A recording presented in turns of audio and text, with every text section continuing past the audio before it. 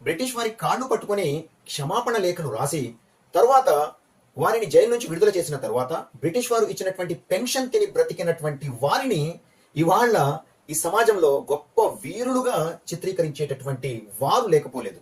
మరి అలాంటి బ్రిటిష్ వారి కాళ్ళు పట్టుకున్నటువంటి వారిని వీరులుగా చిత్రీకరించేటటువంటి ఈ సమయంలో అసలు ఈ దేశం కోసం బ్రిటిష్ వాళ్లతో ఎదురొడ్డి పోరాడి చివరికి తన ప్రాణాలను సైతం బలి ఇచ్చినటువంటి, తన ప్రాణాలను సైతం త్యాగం చేసినటువంటి అష్ఫాకుల్లా ఖాన్ ని మరియు పండిత్ రామ్ ప్రసాద్ బిస్మిల్ని మనం ఎలా మర్చిపోతాం?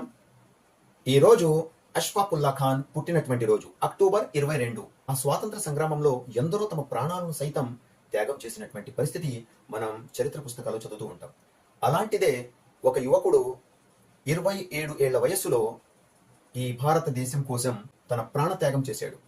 అతనే అష్ఫాకుల్లా ఖాన్. అక్టోబర్ 22, 1900 సంవత్సరంలో పుట్టిన ఈ అష్ఫాకుల్లా ఖాన్ తన తండ్రి షఫీకుల్లా ఖాన్ యొక్క పెంపకంలో 2 విషయాలు చాలా ప్రస్ఫుటంగా అతని మెదడులో నింపడం జరిగింది. ఒకటి, విద్య పట్ల మంచి ఉత్సుకత. రెండవది, భారతదేశ స్వాతంత్ర్యం. ఈ 2 విషయాలతోనే అష్ఫాకుల్లా ఖాన్ పుట్టి పెరిగాడు.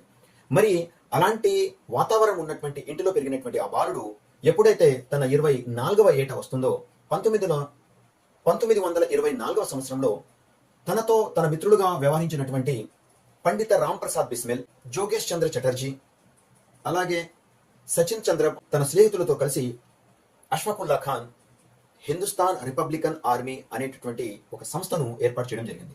మరి తద్వారా వారి యొక్క ఏకైక లక్ష్యం ఏమిటంటే బ్రిటిష్ వారితో మనం పోరాడి గెలవడం. ఇదొకటే మార్గం. అంటే అదే సమయంలో గాంధీ గారి అహింసా సిద్ధాంతం ఉన్నా మరి వీరందరూ తమ యొక్క పంథాను ఈ విధంగా ఎంచుకున్నారు. హిందుస్థాన్ రిపబ్లికన్ ఆర్మీ ద్వారా భారతదేశంలో ప్రతి యువకుడికి ఈ విషయాన్ని చేరవేసి చివరిగా భారతదేశాన్ని స్వాతంత్రం చేయడం అనేది వారు కలలుగొన్నటువంటి విషయం.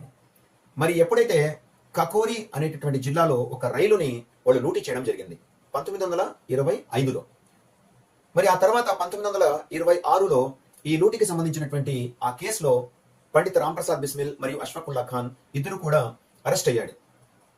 మరి వారిపై జరిగినటువంటి ఆ కేసు నిమిత్తము చివరికి బ్రిటిష్ ప్రభుత్వం వారిరువురికి ఉరిశిక్షను ఇవ్వడం జరిగింది. మరి అదే సమయంలో వారిరువురిని కూడా డిసెంబర్ 19, 1927 నాడు ఉరి తీశారు. మరి ఆ ఇరువురు అంటే పండిత్ రామ్ ప్రసాద్ బిస్మిల్ మరియు అష్ఫాకుల్లా ఖాన్ ధర్మాలు మతాలు వేరువేరుగా ఉన్న ఒకే ఒక లక్ష్యంతో బ్రతికారు, ఈ భారతదేశాన్ని స్వతంత్రం చేయించడం. మరి అంతటి విషయాలను వాళ్ళు నాటుకుని మరి పెరిగినటువంటి వారు ఈ భారతదేశం కోసం వారు తమ ప్రాణాలను త్యాగం చేశారు. అలాంటి వ్యక్తులను మనం గుర్తు తెచ్చుకోవడం, మనకు ఒక స్ఫూర్తిదాయకమైనటువంటి వ్యక్తులుగా అనుకోవడం అనేది మనం మన జీవితంలో వారిని గుర్తుపెట్టుకుంటే తప్పనిసరిగా అలాంటి దేశభక్తి